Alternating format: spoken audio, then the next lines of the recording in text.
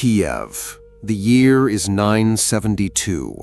On the steppe north of the Black Sea, a Pecheneg chieftain raises a cup of polished gold and drinks to the birth of strong sons. The cup is not metal. It is a human skull, reshaped, lined in gold leaf, given to him by his own men. The dead man inside was Sviatoslav, Prince of Kiev. His demise will set in motion a chain of events so violent that within 16 years, his youngest son will baptize an empire by drowning his own gods.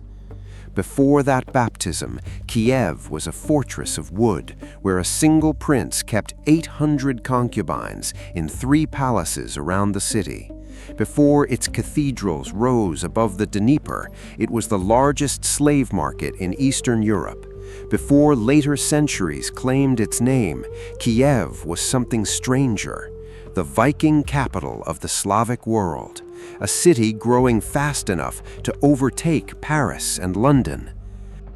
I'm Arthur, and what follows belongs to no modern country. It is the story of a Slavic-Viking-Byzantine hybrid that became medieval Europe's largest empire, and in one generation sowed the seeds of its own collapse. This is Kiev, the city that drowned its own gods. The year is 980. A young warlord rides south through the forests of the Rus toward Kiev. Leading an army of Scandinavian mercenaries, he spent 2 winters recruiting. His name is Vladimir. He is the youngest son of the prince who became a cup, and he is not supposed to be here. His mother was a slave in the prince's household. After his father died, Vladimir watched his older brothers turn against each other. One was crushed in retreat under his own men in a fortress moat. The other, Yaropolk, seized Kiev.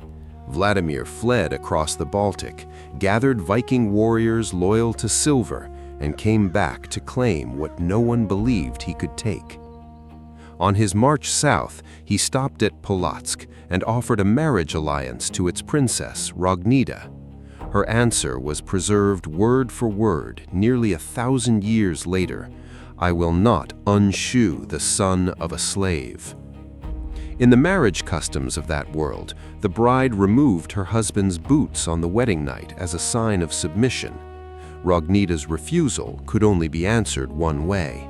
Vladimir stormed Polotsk, claimed her father's life before her very eyes, and took her as his prize. He moved on the same week. At the gates of Kiev, the pattern repeated.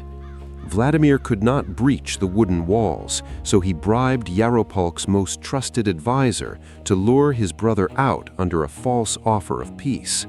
When Yaropolk entered Vladimir's tent to negotiate, 2 Norse mercenaries ended his reign before he could speak.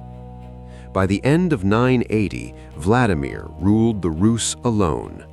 He kept 800 concubines distributed across 3 palaces. He raised 6 wooden idols on the highest hill of Kiev.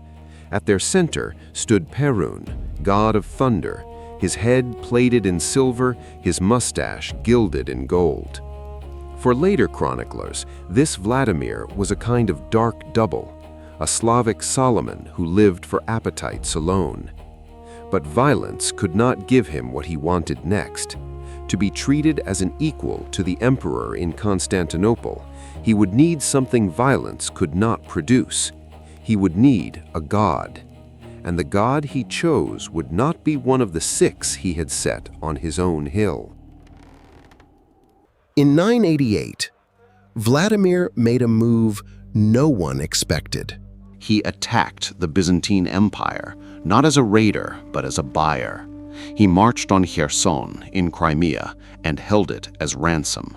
His demand was insolent. He wanted the hand of Anna, sister of the emperor's vassal and Constantine, the highest-ranking unmarried woman in the Christian world. No princess of her rank had ever been sent to a foreign court. The emperors said yes anyway. They had a civil war to win, and Vladimir was offering 6,000 Viking warriors as part of the deal. Those warriors would become the famous Varangian Guard, the personal bodyguards of the Byzantine emperor for the next 400 years. So Anna was sent north, the warriors south, and Vladimir was baptized in Kherson. Then he came home to baptize a kingdom. What followed is one of the most cinematic scenes in any medieval chronicle. The same Perun that Vladimir had raised on the hill 8 years earlier was now dragged down to the river by Vladimir's own warriors. 12 men walked alongside the idol with wooden clubs, beating it as it went. Their orders were specific. The idol was not allowed to stop. Anywhere the dragging slowed, the clubs came down. The pagan crowd followed the god to the bank of the Dnieper, weeping and crying, "Perun, save us!" The river took the idol south, and the crowd ran along the shore as long as they could, until it was gone. The point of the spectacle was theological. Vladimir was not merely destroying foreign gods, he was destroying his own, the centralized pagan religion he himself had designed less than a decade earlier. The man who had drowned Perun was the same man who had crowned him. Then the campaign moved north. In Novgorod, Vladimir sent his uncle Dobrynya and a commander named Putyata with armed men. The temple of Perun was burned to the ground. Hundreds of resistors perished or driven into the forests. A grim proverb circulated through the Rus for generations. Putyata baptized with the sword and Dobrynya with fire. In the city, the new religion took quickly. In the countryside, it didn't. For centuries afterward, a kind of double faith persisted across the Rus. Peasants kept calling on Perun for thunder and on the Earth Mother Mokosh for safe childbirth, just under the names of new saints. Perun became Saint Elijah. Mokosh slipped quietly into the figure of the Virgin. The wound in the spiritual life of the Rus would not close for hundreds of years. The river had carried the old gods south, but on the same river, in the same week, ships were already coming north, bringing the trade that had built Kiev in the first place, and its most valuable cargo was not amber, or fur, or silver. It was people. Walk down from the Prince's Hill in the year 1000, and the air changes immediately. The Podol is the river port at the foot of the city, a strip of mud and timber along the Dnieper, where the entire wealth of the Rus passes through every spring and autumn. Smoke from birch fires, fermented honey from beer halls, wet fur, and underneath everything, the smell of tar from the longships. This is the Kiev that mattered to the world, not the cathedrals, the cargo. For nearly 2 centuries, the route running through it was the most lucrative trade corridor in northern Europe. It started in the Baltic and emerged at the head of the Dnieper, joining the Vikings of Scandinavia to the markets of Constantinople. 2,000 kilometers from end to end. The Greeks called the Norse who walked it the Varangians. The Slavs called the road itself the way from the Varangians to the Greeks. Stand at the wharf and watch the cargo coming up the river. Pelts of marten and sable, sacks of wax and honey, the candles and sweetener of medieval Europe. But more than half the trade, close to half the entire fortune of the Rus, moved in chains. Slavic captives, taken in raids on the inland tribes, marched in lines down to the docks to be sold. A geographer of this period describes the scene. An Arab merchant on the wharf counting 180 silver dirhams from his belt purse. In front of him, chained to a post, a Slavic girl of perhaps 16 waited to learn whether she would be sent to Constantinople, where she would be worth 3 times as much, or down the Volga to the markets of Baghdad. The river was death twice over. Below Kiev, the Dnieper passed through 7 sets of rapids, narrow, boulder-strewn channels where every spring the ships had to be unloaded and dragged overland on logs. In a bad year, between 20% and 30% of all vessels on the route never made it through. They broke apart in the white water or were ambushed on the portage trails by Pecheneg raiders who knew exactly where the merchants would have to come ashore. The people they called Varangians were, by this point, mostly not Vikings at all. Burial digs show that by 1010, 8 out of every 10 warriors in the prince's guard had Slavic mothers or Slavic wives. They wore amber crosses and silver hammers of Thor on the same chain around the neck. Inside a wooden house at the edge of the Podol, you can find the spiritual reality of the city in a single gesture. A weaver kneels at her loom in the early morning. She whispers a prayer to Mokosh, the old goddess of fate, as she begins the first thread. This is the wealth and the silence in which the Rus lived for the next quarter century. Then, in the summer of 1015, the prince who had drowned the old gods died in his own bed. His sons opened his will, and the purge began. Vladimir had at least a dozen sons when he died. 3 of them mattered. The oldest claimant was Svyatopolk, a son his father had never trusted. He moved first. Before Vladimir's body was cold, he seized the throne and sent word to his half-brothers that he would honor them as fellow princes if they came to swear loyalty. The first half-brother was named Boris. He was camped with his small army on the river Alta, returning from a campaign against the steppe. When messengers warned him that assassins were already on the road, his soldiers begged him to march on Kyiv and take the throne by force. He refused. He would not draw a sword against his own brother. He sent his army home, kept only a handful of servants, and waited in his tent. That night the assassins came. They cut their way in. Boris was still breathing when they carried his body away to make sure no one could claim he was alive. His Hungarian servant, George, threw his body across the prince to shield him and was killed for a gold necklace he was wearing. The second brother was Gleb. He was sailing down the river toward Kyiv, not yet knowing his father was dead, when a message reached him from his sister: "Turn back." Boris was already gone. Svyatopolk had sent men for him as well. His boat was overtaken before he could escape. The killers did not do the work themselves. They forced his own cook, a man named Torchin, to draw his blade and strike the prince. Torchin obeyed. The reason these 2 killings are remembered is not their violence. The age was full of violence. They are remembered because of what Boris and Gleb did not do. Neither lifted a weapon, neither tried to flee with an army. Both accepted death rather than start a war between brothers. Within a generation, they became the first canonized saints of the Slavic Christian world. Passion bearers, the Church called them, men who suffered rather than struck back. 2 princes who refused to kill became the first martyrs of the faith their father had imposed by drowning. What followed was nearly 4 years of civil war. Vladimir's surviving son by Rogneda, Yaroslav, Prince of Novgorod, gathered a Viking Slavic army and marched south. The last battle, on the same river Alta where Boris had been killed, lasted from sunrise to dusk. By nightfall, Svyatopolk's army was broken. He fled west into Polish territory and was dead within a year. History remembers him by a single name: Svyatopolk the Cursed. Yaroslav inherited a kingdom soaked in the blood of his own family. The first thing he did was write down the law.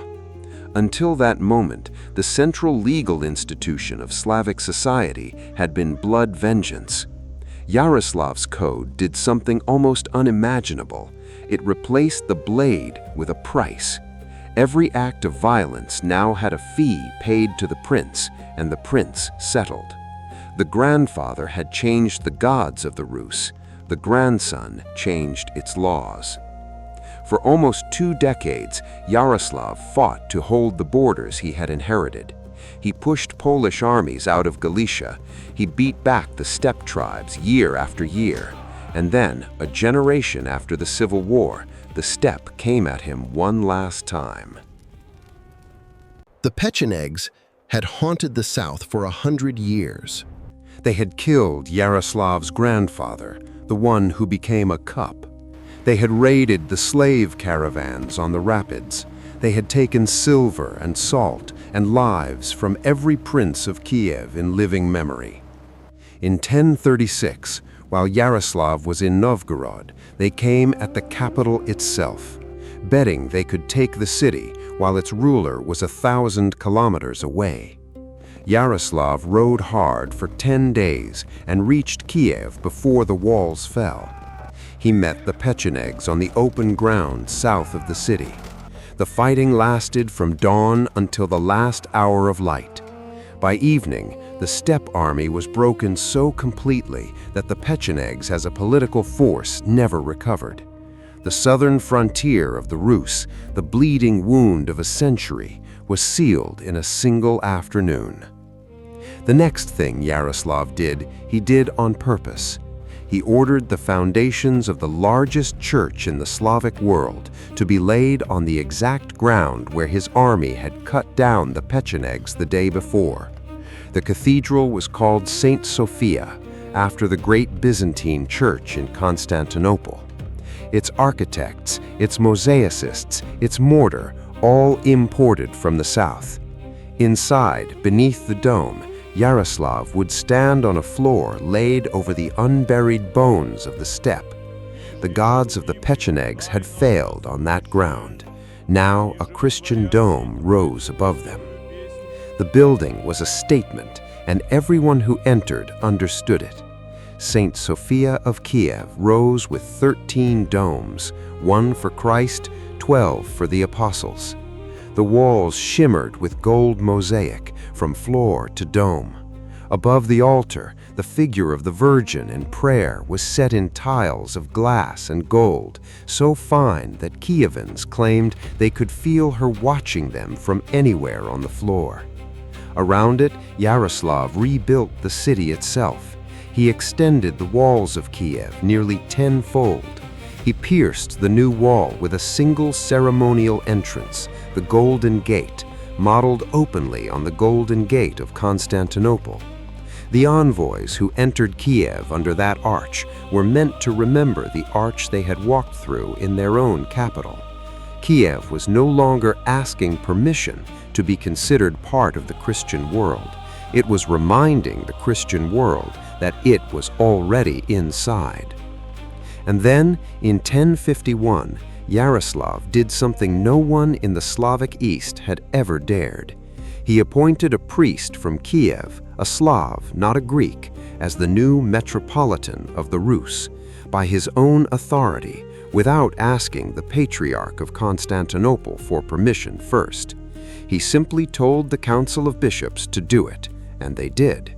From that day, the Church of Kiev answered to Kiev. But statements in stone and statements in church were not the only statements Yaroslav had made. 8 years earlier, he had tried to give the Slavic state its own teeth. He had sent 200 ships against Constantinople itself. The year was 1043, and Yaroslav was running out of patience. A trade dispute had soured in the imperial capital. A Rus merchant had been killed in a street fight. The compensation owed under old treaties was refused. Yaroslav decided the moment had come to remind Constantinople of the same lesson his great-grandfather had taught 2 centuries earlier, that the Vikings of Kiev still knew the road to the Greeks. He sent his son Vladimir down the Dnieper at the head of nearly 200 ships and thousands of warriors. They reached the Bosphorus in late summer. The Byzantine navy met them with the most feared weapon of the age, Greek fire, a liquid sprayed from the bows of warships that burned on water and could not be put out. The Rus fleet was destroyed. Thousands of the prince's men were lost in the strait. Vladimir himself escaped on a fishing boat. It was the last major war Kiev ever fought with Constantinople. It ended in disaster. But the Byzantines understood the message even in victory. 3 years later, the empire that had just burned a Rus fleet sat down to negotiate. The treaty was sealed by the marriage of one of Yaroslav's younger sons to a Byzantine princess. Yaroslav had lost the battle. He had won the only thing he had ever wanted: recognition. The emperor of Constantinople was now his in-law. The humiliation in the strait had purchased a diplomatic seat the Rus would never have been offered without first proving they could threaten it. Yaroslav had at least 3 daughters, and he turned them into foreign policy. The first married the king of Norway. The second married the king of Hungary.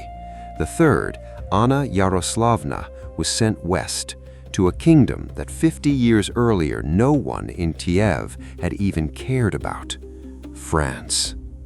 In 1051, Anna was crowned queen consort of Henry I of France at the Cathedral of Reims. She was 22. She brought with her a Slavic-Greek gospel bound in jeweled covers, on which the kings of France would swear their coronation oaths for the next 600 years. There is a parchment in the French archives from a few years later. It is a royal grant.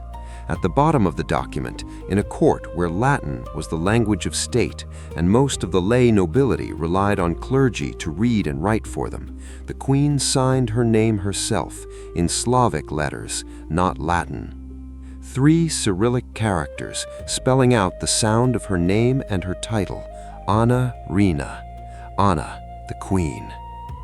A Slavic queen had taken a Latin throne. She signed in the alphabet of her grandfather's gods. Back in Kiev, the man who had sent her west was finishing his work. A German chronicler named Adam of Bremen called Kiev in this period the ornament of Greece, the rival, he said, of the imperial city itself. By the early 1050s, the empire Yaroslav governed stretched from the Baltic to the Black Sea, roughly 1.5 million square kilometers, larger than the Holy Roman Empire of the same year. But Yaroslav was old, and he knew what was coming. On his deathbed in the winter of 1054, he gathered his sons and dictated a will: Kiev to the eldest, Izyaslav; Chernigov to the second; Pereyaslavo to the third; the lesser cities to the younger boys. And when each prince died, the others would move up by seniority, every brother climbing one rung at a time. The system was called the Lestvitsa, the ladder. He believed it would prevent civil wars. It produced them. Less than 20 years after his death, 2 of his sons were already at war with the third.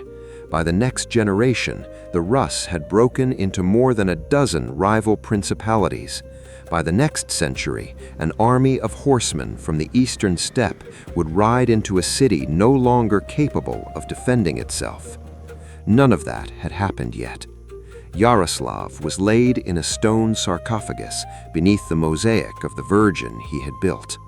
A boatman on the Podol, known only in passing in the chronicle, looked up the hill at the funeral and said the prince who united the route was gone. He was right. The route would never be united again. 3 generations. Between a grandfather, drunk from as a cup on the steppe, and a granddaughter signing her name as Queen of France at a cathedral in Reims. 74 years. Most of what they built is gone. The wooden palaces burned in the fires of later wars. The Golden Gate stands in fragments behind glass. Saint Sophia survives, but stripped, modified, contested. The Viking warriors are silt in a riverbed. The skull cup of Sviatoslav was either lost or destroyed. The Pecheneg tribes who drank from it were shattered into history. But that one parchment is still in France. Anna Rena, 3 Cyrillic letters on a Latin grant. A queen signing in the alphabet of a people whose own great-grandfather had been used as a goblet by a horseman on the steppe, on a French altar 15 years before the Normans crossed the Channel. The Holy Roman Empire of her year was smaller than her father's territory. Kiev was not on the edge of Europe. Kiev was a capital, and history has been forgetting that ever since. We just saw a princess of Kiev become Queen of France, taking her Slavic letters to the west. But what was happening in the French capital a few centuries later? Paris went through a century of shadows, facing plagues and wild wolves in its streets. Watch the story of Paris to see how a city survives its darkest era. Subscribe to the channel and let's keep reviving the past. See you on the next journey. Before we finish, I want to take a moment to recognize the people appearing on screen right now. To the members of this channel, thank you so much. Your ongoing support is what motivates me and helps keep this project alive. If you enjoy what we do here and would like to directly support the channel, I invite you to click the Join button down below. To our members and to everyone who is simply watching this video, thank you for your time.